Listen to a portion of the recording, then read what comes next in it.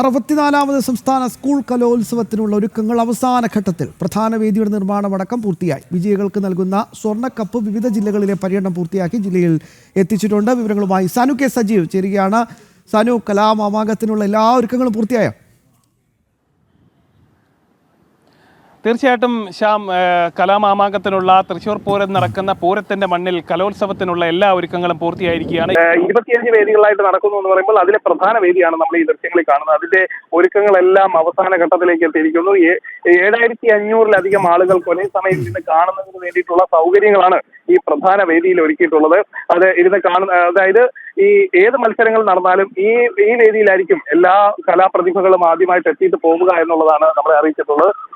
തീർച്ചയായിട്ടും ഈ മറ്റ് വേദികളും സമാന നിലയിൽ തന്നെ ഒരുക്കങ്ങളെല്ലാം പൂർത്തിയായിരിക്കുകയാണ്. ഈ 7500 പേർക്ക് ഇരിക്കാൻ പറ്റുന്ന വേദി സാധാരണ രീതിയിലുള്ള നിർമ്മാണ ചട്ടങ്ങൾ അനുസരിച്ചാണ് നിർമ്മിച്ചിട്ടുള്ളതെങ്കിൽ ഇതിനപ്പുറത്തേക്കുള്ള മറ്റ് വേദികളുണ്ട്.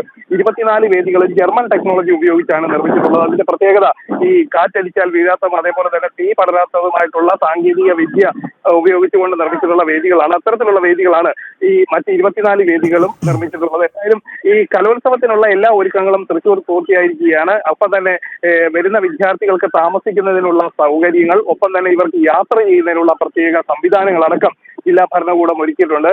അതിനു വേണ്ടിയിട്ട് പ്രത്യേക ഓട്ടോറിക്ഷ സംവിധാനങ്ങളാണ് ഒരുക്കിയിട്ടുള്ളത്. അത് ഈ ക്രിമിനൽ കേസുകളിൽ ഉൾപ്പെട്ടിട്ടില്ല എന്നുള്ള പോലീസിന്റെ പ്രത്യേക പരിശോധനയിലൂടെയുള്ള ഓട്ടോകളെയാണ് ഇത്തരത്തിൽ ഈ വിദ്യാർത്ഥികൾക്ക് കലോത്സവത്തിന് വേണ്ടി എത്തുന്നവർക്ക് സഞ്ചരിക്കുന്നതിന് വേണ്ടി സജ്ജീകരിച്ചിട്ടുള്ളത്. അത്തരം ഓട്ടോറിക്ഷകൾക്ക് പ്രത്യേക സ്റ്റിക്കർ സംവിധാനം ഒരുക്കിയിട്ടുണ്ടെന്ന് ജില്ലാ പോലീസ് മേധാവി അടക്കം വ്യക്തമാക്കിയിട്ടുണ്ട്. എന്തായാലും തൃശ്ശൂർ ഒരുങ്ങുകയാണ്, പൂരത്തിന്റെ മണ്ണൊരുങ്ങുകയാണ്, പുലികളിയുടെ മണ്ണൊരുങ്ങുകയാണ്. ഈ കലാമാമാങ്കത്തിന് വേണ്ടി ഏകദേശം 15,000-ലധികം വിദ്യാർത്ഥികളാണ് ഈ കലാപ്രകടനത്തിനായിട്ട്, കലാമാമാങ്കത്തിനായിട്ട് തയ്യാറെടുത്തിട്ടുള്ളത്. ജനം ടിവിയും സമഗ്രമായൊരു കവറേജാണ് കൃത്യമായി ഒരുക്കിയിരിക്കുന്നത്.